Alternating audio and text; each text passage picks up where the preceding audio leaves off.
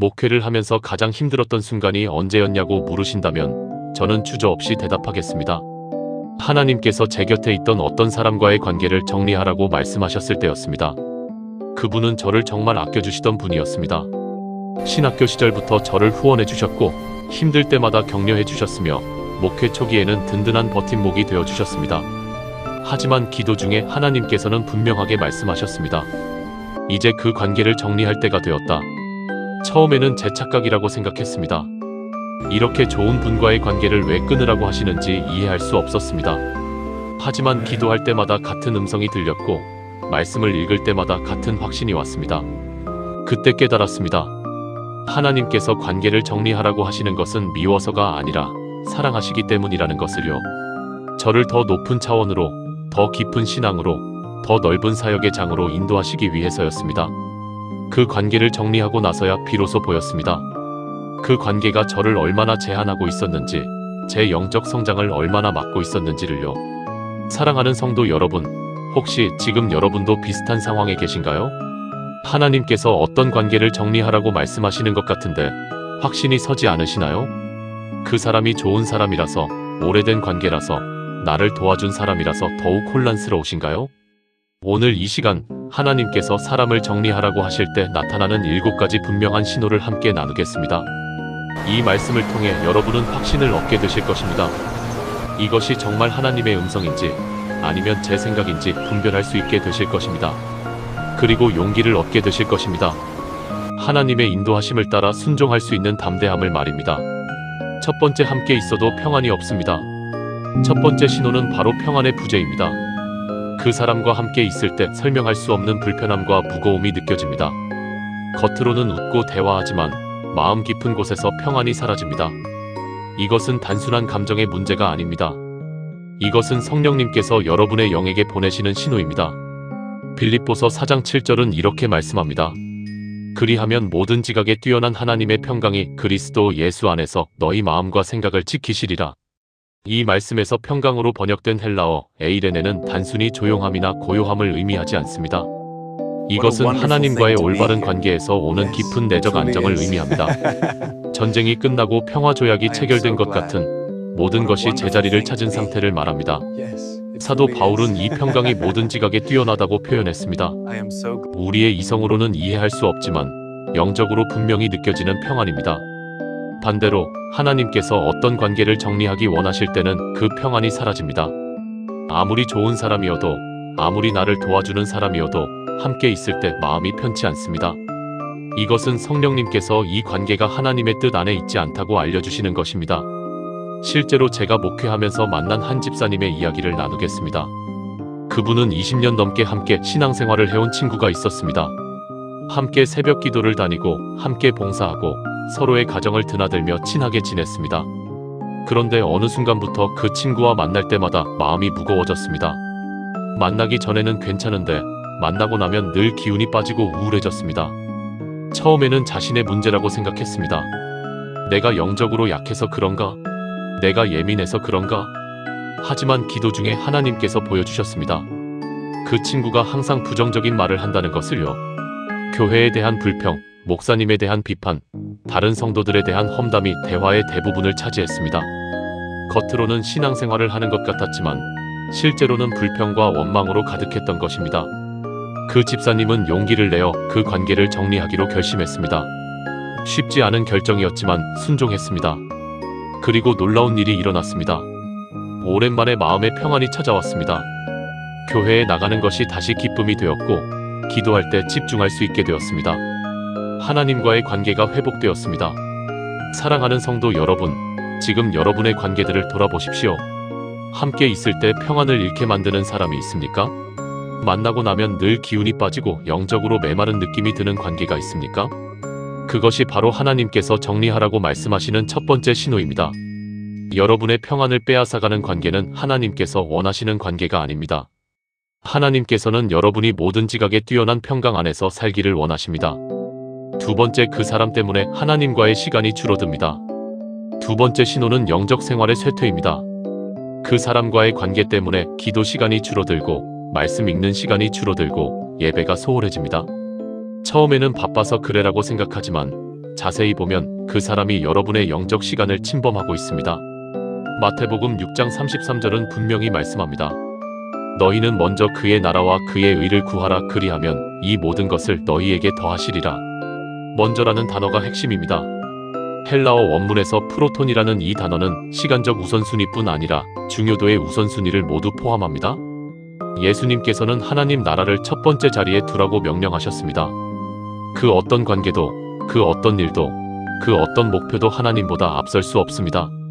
그런데 어떤 관계가 하나님과의 시간을 빼앗아간다면 그것은 우상이 된 것입니다. 그 관계가 하나님의 자리를 차지하고 있는 것입니다. 초대교회 시대 사도들은 이 원칙을 분명히 지켰습니다. 사도행전 6장 4절을 보면 사도들은 이렇게 선언합니다. 우리는 오로지 기도하는 일과 말씀 사역에 힘쓰리라.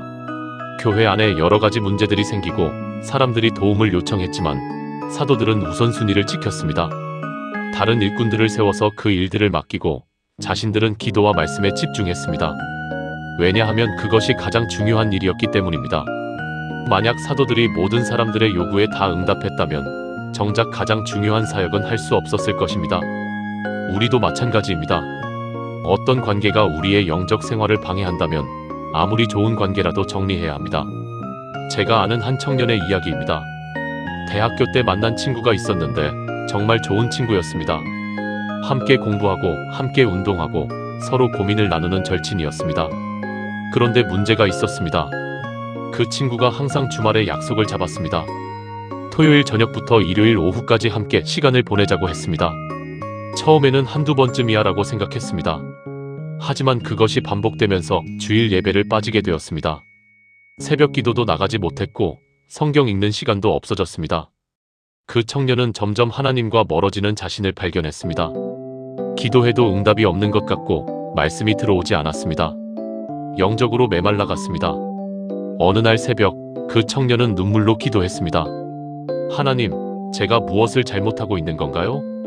그때 하나님께서 보여주셨습니다. 그 친구와의 관계가 하나님 자리를 차지하고 있다는 것을요. 그 청년은 결단했습니다. 친구에게 솔직하게 말했습니다. 나는 주일에는 교회에 가야 해. 그리고 주말은 하나님과의 시간으로 지키고 싶어. 친구는 이해하지 못했고 결국 그 관계는 소원해졌습니다. 하지만 그 청년의 신앙은 회복되었습니다. 다시 예배의 기쁨을 찾았고 기도의 능력을 경험했습니다. 그리고 놀랍게도 몇 년 후 그 친구가 교회에 나오기 시작했습니다. 그 청년의 변화된 모습을 보고 감동을 받았던 것입니다. 믿음의 가족 여러분, 여러분의 관계를 점검해 보십시오. 그 사람 때문에 새벽 기도를 빠지고 계십니까? 그 사람 때문에 성경 읽는 시간이 줄어들고 있습니까? 그 사람과의 약속 때문에 예배를 소홀히 하고 있습니까? 그렇다면 그것은 하나님께서 그 관계를 정리하라고 말씀하시는 분명한 신호입니다. 하나님보다 중요한 사람은 없습니다. 하나님과의 관계가 회복되면 모든 관계가 회복됩니다. 세 번째, 그 사람이 여러분의 믿음을 의심하게 만듭니다. 세 번째 신호는 믿음의 흔들림입니다. 그 사람과 대화할 때마다 여러분의 믿음이 약해지고 하나님에 대한 확신이 흔들립니다. 겉으로는 신앙을 존중하는 것 같지만 미묘하게 의심을 심습니다. 고린도후서 6장 14절은 이렇게 경고합니다. 너희는 믿지 않는 자와 멍에를 함께 매지 말라. 의와 불법이 어찌 함께하며 빛과 어둠이 어찌 사귀며. 여기서 멍에를 함께 매지 말라는 표현은 깊은 의미를 담고 있습니다. 당시 농부들은 두 마리의 소에게 멍에를 씌워 밭을 갈았습니다. 만약 한 소는 힘이 세고 다른 소는 약하다면 밭을 제대로 갈 수 없었습니다. 방향도 엇갈리고 속도도 맞지 않았습니다. 사도 바울은 이 비유를 통해 신앙의 방향이 다른 사람과 깊은 관계를 맺지 말라고 가르쳤습니다. 단순히 불신자를 피하라는 의미가 아닙니다. 여러분의 믿음을 약하게 만들고 하나님으로부터 멀어지게 만드는 관계를 경계하라는 것입니다. 이것은 불신자뿐 아니라 신자에게도 적용됩니다. 교회에 다니지만 세상적 가치관으로 가득한 사람, 입으로는 믿는다고 하지만 삶으로는 부인하는 사람, 이런 사람들과의 깊은 관계는 여러분의 믿음을 약하게 만듭니다. 실제로 한 권사님의 경험을 나누겠습니다. 그 권사님에게는 오랜 친구가 있었습니다. 함께 교회에 다니고 함께 구역 예배를 드리는 사이였습니다. 겉으로 보기에는 좋은 신앙의 동역자 같았습니다. 하지만 자세히 들여다보니 문제가 있었습니다. 그 친구는 항상 하나님의 말씀에 그렇지만을 붙였습니다. 11조를 드려야 한다고 하지만 요즘 경제가 어려운데 꼭 그래야 할까? 용서하라고 하시지만 그 사람이 한 짓을 생각하면 불가능해? 순종해야 한다고 하지만 내 상황도 좀 봐줘야 하는 거 아냐? 처음에는 현실적인 조언인 줄 알았습니다. 하지만 그런 대화가 반복되면서 권사님의 믿음도 흔들리기 시작했습니다. 정말 11조를 꼭 드려야 할까? 정말 그 사람을 용서해야 할까? 정말 이것까지 순종해야 할까? 하나님의 말씀에 대한 확신이 약해졌습니다. 어느 날 권사님은 깨달았습니다. 그 친구가 자신의 믿음을 갉아먹고 있다는 것을요. 좋은 친구 같았지만 실제로는 믿음의 독이었던 것입니다. 권사님은 기도했습니다. 하나님, 이 관계를 어떻게 해야 할까요? 하나님께서는 분명히 말씀하셨습니다. 거리를 두어라. 내 믿음을 지켜라. 쉽지 않은 결정이었지만 권사님은 순종했습니다. 자연스럽게 만남의 횟수를 줄이고 깊은 대화를 피했습니다. 처음에는 외로웠습니다. 오랜 친구를 잃은 것 같아 슬펐습니다. 하지만 시간이 지나면서 변화가 일어났습니다. 말씀이 다시 살아나기 시작했습니다. 기도할 때 확신이 생겼습니다. 순종할 때 기쁨이 넘쳤습니다. 믿음이 회복된 것입니다. 하나님의 자녀 여러분, 여러분 주변에 여러분의 믿음을 약하게 만드는 사람이 있습니까? 그 사람과 이야기하고 나면 하나님의 말씀이 의심스러워집니까? 순종하려던 마음이 흔들립니까? 그렇다면 그것은 하나님께서 그 관계를 정리하라고 말씀하시는 신호입니다. 여러분의 믿음은 너무나 소중합니다. 그 어떤 관계도 여러분의 믿음보다 중요할 수 없습니다. 히브리서 11장 6절은 말씀합니다. 믿음이 없이는 하나님을 기쁘시게 하지 못하나니 여러분의 믿음을 지키십시오. 네 번째, 그 사람이 여러분의 성장을 막습니다. 네 번째 신호는 성장의 정체입니다. 그 사람과 함께 있으면 편하지만 발전이 없습니다. 영적으로도 인격적으로도 심지어 직업적으로도 제자리 걸음입니다. 잠언 27장 17절은 이렇게 말씀합니다.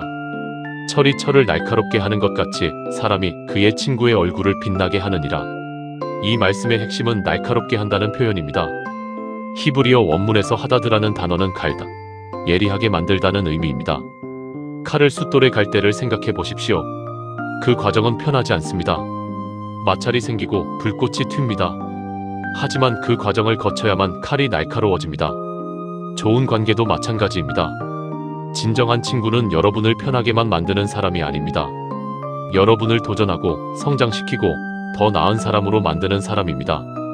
때로는 듣기 싫은 진실을 말해주고 때로는 잘못된 것을 지적해주는 사람입니다. 반대로 항상 여러분을 편하게만 만드는 사람은 조심해야 합니다. 여러분의 죄를 그럴 수 있지라고 합리화해주고 여러분의 게으름을 쉬어도 되라고 정당화해주는 사람은 진정한 친구가 아닙니다. 그런 사람은 여러분을 현재 상태에 머물게 만듭니다. 제가 신학교 다닐 때 만난 한 선배님의 이야기입니다. 그분은 유학을 준비하고 계셨습니다. 하나님께서 선교사로 부르셨고 그 사명을 감당하기 위해 더 공부하고 싶어 하셨습니다. 그런데 그분의 친한 친구가 계속 말렸습니다. 그냥 여기서 편하게 목회하면 되지. 왜 고생하려고 해? 나이도 있는데 이제는 안정적으로 살아야지. 선교? 다른 사람들이 하면 되잖아. 내가 꼭 가야 해? 처음에는 걱정해서 하는 말인 줄 알았습니다. 하지만 그 말이 반복되면서 선배님도 흔들리기 시작했습니다. 정말 내가 가야 할까? 여기서 편하게 사는 것도 나쁘지 않은데. 하지만 선배님은 기도 중에 깨달았습니다. 그 친구가 자신의 비전을 죽이고 있다는 것을요. 하나님의 부르심보다 편안함을 선택하게 만들고 있다는 것을요. 선배님은 결단했습니다. 그 친구와의 관계를 정리하고 하나님의 부르심을 따르기로 했습니다. 쉽지 않았지만 순종했습니다. 결국 선배님은 유학을 마치고 아프리카로 떠나셨습니다. 지금은 그곳에서 수많은 영혼들을 섬기고 계십니다. 만약 그때 그 친구의 말을 들었다면 지금의 사역은 없었을 것입니다. 사랑하는 성도님들, 여러분 주변을 돌아보십시오. 여러분을 도전하고 성장시키는 사람이 있습니까? 아니면 현재 상태에 머물게 만드는 사람들 뿐입니까? 여러분이 꿈을 이야기할 때 불가능해라고 말하는 사람, 여러분이 변화하려 할 때 지금도 괜찮아라고 말하는 사람, 여러분이 도전하려 할 때 너무 위험해라고 말하는 사람, 이런 사람들은 여러분의 성장을 막습니다. 하나님께서는 여러분이 계속 성장하기를 원하십니다. 빌립보서 3장 14절에서 사도 바울은 말합니다. 표대를 향하여 그리스도 예수 안에서 하나님이 위에서 부르신 부름의 상을 위하여 달려가노라. 여러분도 표대를 향해 달려가야 합니다. 여러분을 붙잡고 뒤로 끌어당기는 관계는 정리해야 합니다. 5번째, 기도할 때마다 그 사람이 마음에 걸립니다. 5번째 신호는 기도 중의 불편함입니다. 하나님 앞에 나아갈 때마다 그 사람이 마음에 걸리고 그 관계가 떠오릅니다. 평소에는 괜찮은 것 같은데 기도실에 들어가면 불편해집니다. 이것은 성령님께서 여러분의 마음에 경고하시는 것입니다. 시편 139편 23-24절은 다윗의 기도입니다. 하나님이여 나를 살피사 내 마음을 아시며 나를 시험하사 내 뜻을 아옵소서. 내게 무슨 악한 행위가 있나 보시고 나를 영원한 길로 인도하소서. 다윗은 하나님께 자신을 살펴달라고 기도했습니다. 살피사로 번역된 히브리어 하카르는 깊이 조사하다, 철저히 검사하다는 의미입니다. 의사가 환자를 진찰하듯이, 장인이 작품을 점검하듯이 하나님께서 우리의 마음을 세밀하게 살펴보신다는 것입니다. 그리고 내게 무슨 악한 행위가 있나 보시고라고 기도했습니다. 다윗은 자신이 인식하지 못하는 죄가 있을 수 있다는 것을 알았습니다. 겉으로는 괜찮아 보이지만 하나님 보시기에는 잘못된 것이 있을 수 있다는 것을 알았습니다. 하나님께서는 우리가 기도할 때 이런 것들을 보여주십니다. 우리가 인식하지 못하는 잘못된 관계, 우리가 정당화하고 있는 죄, 우리가 붙잡고 있는 우상을 보여주십니다. 만약 기도할 때마다 어떤 사람이 마음에 걸린다면 그것은 하나님께서 그 관계를 점검하라고 말씀하시는 것입니다. 한 집사님의 간증을 나누겠습니다. 그 집사님은 회사에서 정말 친한 동료가 있었습니다. 함께 점심을 먹고 함께 퇴근하고 주말에도 자주 만났습니다. 좋은 친구였습니다. 그런데 이상한 일이 생겼습니다. 새벽 기도를 나갈 때마다 그 친구 생각이 났습니다. 기도에 집중하려고 하는데 자꾸 그 친구와의 대화가 떠올랐습니다. 처음에는 무시했습니다. 그냥 친한 친구니까 생각나는 거겠지? 하지만 계속되었습니다. 심지어 금식 기도를 할 때도 그 친구가 마음에 걸렸습니다. 집사님은 하나님께 물었습니다. 하나님, 왜 자꾸 그 친구 생각이 나나요? 그때 하나님께서 보여주셨습니다. 그 친구와의 대화 내용을요. 늘 다른 사람들에 대한 이야기, 누가 어떻게 했다는 이야기, 회사 안의 정치적인 이야기였습니다. 집사님도 그 대화에 동참했고 함께 다른 사람들을 평가하고 비판했습니다. 겉으로는 일상적인 대화 같았지만 실제로는 험담과 비방이었던 것입니다. 하나님께서는 그것을 기뻐하지 않으셨습니다. 집사님은 회개했습니다. 그리고 그 친구와의 관계를 조정했습니다. 완전히 끄는 것은 아니지만 대화의 주제를 바꾸었습니다. 험담하는 대화에는 참여하지 않았고 긍정적인 주제로 대화를 이끌었습니다. 처음에는 어색했습니다. 친구도 당황했습니다. 하지만 집사님은 확고했습니다. 그리고 놀라운 일이 일어났습니다. 기도할 때 더 이상 그 친구가 마음에 걸리지 않았습니다. 오히려 그 친구를 위해 기도할 수 있게 되었습니다. 하나님과의 관계가 회복된 것입니다. 믿음의 형제자매 여러분, 기도할 때 자꾸 마음에 걸리는 사람이 있습니까? 하나님 앞에 나아갈 때마다 불편해지는 관계가 있습니까? 그것은 성령님께서 여러분에게 말씀하시는 것입니다. 그 관계를 점검하라. 그 관계를 정리하라. 무시하지 마십시오. 하나님께서는 여러분의 유익을 위해 말씀하시는 것입니다. 6번째, 그 사람이 여러분을 하나님보다 자기에게 의존하게 만듭니다. 6번째 신호는 잘못된 의존입니다.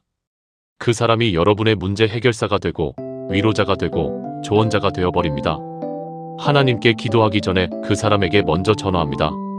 말씀을 찾기 전에 그 사람의 의견을 먼저 구합니다. 예레미야 17장 5-7절은 강력하게 경고합니다. 여호와께서 이같이 말씀하시니라. 무릇 사람을 믿으며 혈육을 그 힘으로 삼고 마음이 여호와에게서 떠난 그 사람은 저주를 받을 것이라. 그는 사막의 떨기나무 같아서 좋은 일이 오는 것을 보지 못하고 광야 간조한 곳, 건건한 땅, 사람이 살지 않는 땅에 살리라. 그러나 무릇 여호와를 의지하며 여호와를 의뢰하는 그 사람은 복을 받을 것이라. 이 말씀은 의존의 대상이 누구인가에 따라 저주와 복이 갈린다고 선포합니다. 사람을 의지하는 자는 사막의 떨기나무 같다고 했습니다. 뿌리가 얕아서 비가 와도 물을 받지 못하고 늘 메마르고 시들어 있는 나무입니다. 좋은 일이 와도 그것을 누리지 못하고 항상 불안하고 두려워합니다. 왜냐하면 사람은 변하기 때문입니다. 오늘 나를 도와주던 사람이 내일은 등을 돌릴 수 있습니다. 오늘 나를 이해해주던 사람이 내일은 오해할 수 있습니다. 사람에게 의지하면 결국 실망하게 됩니다. 하지만 여호와를 의지하는 사람은 다릅니다. 물가에 심어진 나무 같다고 했습니다. 뿌리가 깊어서 가뭄이 와도 걱정 없고 항상 푸르고 열매를 맺습니다. 왜냐하면 하나님은 변하지 않으시기 때문입니다. 예수 그리스도는 어제나 오늘이나 영원토록 동일하시니라. 히브리서 13장 8절. 하나님께 의지하면 결코 실망하지 않습니다. 그런데 어떤 사람이 우리를 자기에게 의존하게 만든다면 그것은 위험한 신호입니다. 그 사람이 의도했든 안 했든 결과적으로 우리를 하나님으로부터 멀어지게 만들고 있는 것입니다. 한 권사님의 경험을 나누겠습니다. 그 권사님에게는 정말 의지하는 언니 같은 분이 있었습니다. 무슨 일이 있으면 제일 먼저 그분께 전화했고 그분의 조언을 따랐습니다. 시댁 문제, 자녀 문제, 경제 문제, 모든 것을 상의했습니다. 그분은 늘 좋은 조언을 해주셨고 권사님은 그분을 너무나 의지했습니다. 그런데 어느 날 그분이 다른 교회로 옮기셨습니다. 갑자기 만나기 어려워졌고 연락도 뜸해졌습니다. 권사님은 큰 충격을 받았습니다. 마치 기둥을 잃은 것 같았습니다. 무슨 일이 생겨도 누구에게 물어봐야 할지 몰랐습니다. 불안하고 두려웠습니다. 그때 권사님은 깨달았습니다. 자신이 그분을 너무 의지하고 있었다는 것을요. 하나님보다 그분의 조언을 더 신뢰하고 있었다는 것을요. 권사님은 회개했습니다. 그리고 다시 하나님께 의지하기 시작했습니다. 문제가 생기면 사람에게 먼저 전화하지 않고 하나님께 먼저 기도했습니다. 조언이 필요하면 사람의 의견을 먼저 구하지 않고 말씀을 먼저 찾았습니다. 처음에는 어색하고 불안했습니다. 오랫동안 사람에게 의지하다 보니 하나님께만 의지하는 것이 낯설었습니다. 하지만 시간이 지나면서 놀라운 일들이 일어났습니다. 하나님께서 직접 응답하셨습니다. 말씀을 통해, 기도 중에, 예배 시간에 분명한 인도하심을 주셨습니다. 사람의 조언보다 더 정확하고 더 시기적절하고 더 완벽한 해답을 주셨습니다. 권사님은 고백했습니다. 이제 알았어요. 하나님께서 얼마나 신뢰할 만한 분이신지를. 사람에게 의지할 때는 몰랐는데 하나님께만 의지하니까 하나님의 능력을 경험하게 되었어요. 하나님의 백성 여러분, 여러분이 의지하는 사람이 있습니까? 그 사람 없이는 살 수 없을 것 같은 사람이 있습니까? 하나님보다 그 사람의 말을 더 신뢰하고 있지는 않습니까? 그렇다면 위험합니다. 그것은 우상 숭배입니다. 하나님께서는 여러분이 오직 하나님만 의지하기를 원하십니다. 시편 62편 5절은 말씀합니다. 나의 영혼아 잠잠히 하나님만 바라라. 물은 나의 소망이 그로부터 나오는도다. 사람이 아니라 하나님만 바라십시오. 7번째, 다른 성숙한 신앙인들도 그 관계를 우려합니다. 7번째 신호는 영적 분별력 있는 사람들의 조언입니다. 여러분이 신뢰하는 목사님, 선배 성도님, 멘토가 그 관계를 걱정합니다. 처음에는 그들의 말이 과하다고 생각하지만 여러 사람이 같은 이야기를 하면 주목해야 합니다.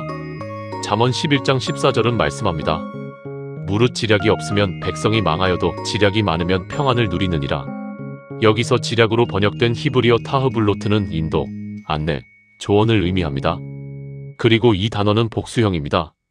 즉, 한 사람의 조언이 아니라 여러 사람의 조언을 들으라는 것입니다. 특히 영적으로 성숙하고 하나님을 경외하며 말씀대로 살아가는 사람들의 조언은 귀담아 들어야 합니다. 그들은 여러분보다 더 많은 경험이 있고 더 넓은 시야를 가지고 있습니다. 그들은 여러분이 보지 못하는 위험을 볼 수 있습니다. 만약 그런 사람들이 여러분의 어떤 관계를 우려한다면 그것은 심각하게 받아들여야 할 신호입니다. 하지만 많은 사람들이 이런 조언을 무시합니다. 그분들은 저를 잘 몰라요. 저희 관계는 달라요. 저는 알아서 잘할 수 있어요. 이렇게 방어적으로 반응합니다. 하지만 잠언 12장 15절은 말씀합니다.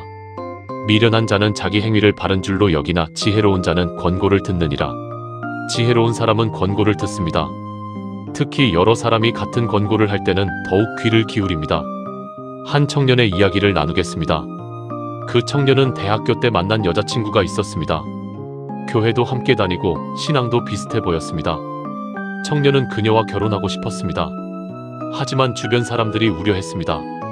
부모님이 걱정하셨고 담임 목사님이 우려하셨고 청년부 리더들이 조언했습니다. 그 자매님과 내가 신앙의 방향이 다른 것 같다. 지금은 괜찮아 보여도 결혼하면 문제가 생길 것 같다. 좀 더 신중하게 기도해보는 게 어떨까? 하지만 청년은 들으려 하지 않았습니다. 다들 저희를 잘 모르세요. 저희는 정말 잘 맞아요. 오히려 주변 사람들이 자신의 사랑을 방해한다고 생각했습니다. 결국 청년은 결혼했습니다.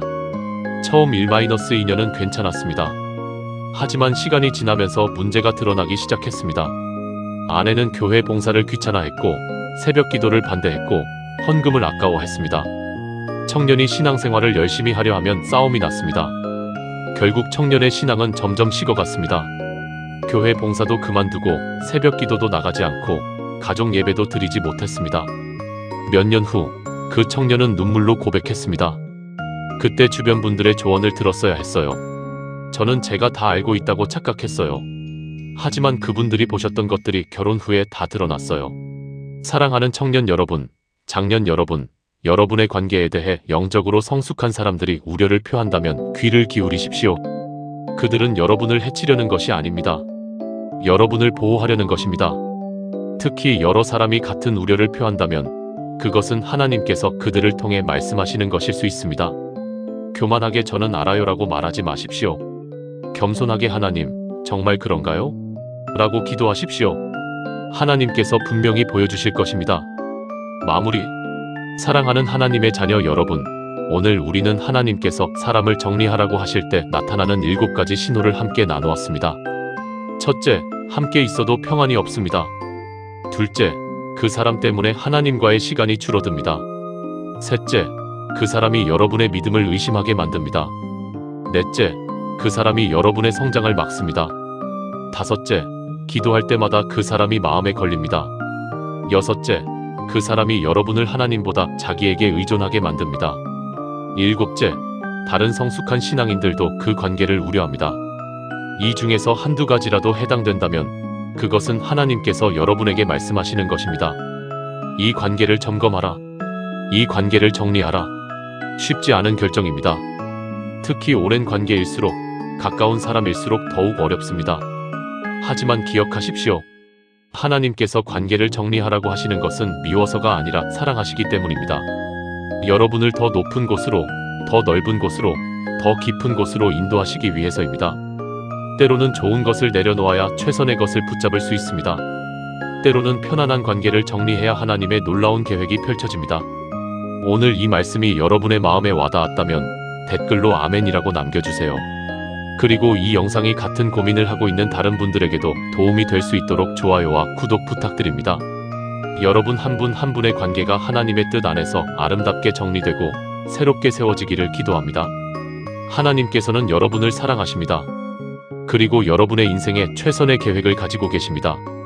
그 계획을 신뢰하며 순종하며 따라가는 여러분이 되시기를 축복합니다. 주님의 이름으로 기도합니다. 아멘.